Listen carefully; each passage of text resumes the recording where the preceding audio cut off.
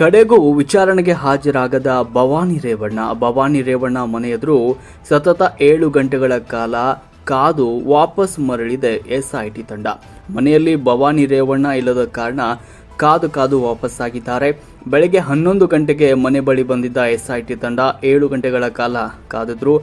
ಓರ್ವ ಇನ್ಸ್ಪೆಕ್ಟರ್ ಹಾಗೂ ಮತ್ತೋರ್ವ ಮಹಿಳಾ ಇನ್ಸ್ಪೆಕ್ಟರ್ ಕಾದು ವಾಪಸ್ಸಾಗಿದ್ದಾರೆ. ಎಷ್ಟು ಕಾದ್ರೂ ಕೂಡ ಬಾರದ ಹಿನ್ನೆಲೆಯಲ್ಲಿ ಭವಾನಿ ರೇವಣ್ಣ ವಿಚಾರಣೆಗೆ ಹಾಜರಾಗದ ಬಗ್ಗೆ ವರದಿಯನ್ನ ತಯಾರಿಸಿ ಎಸ್ಐಟಿ ತಂಡ ವಾಪಸ್ ಹೊರಟಿದೆ.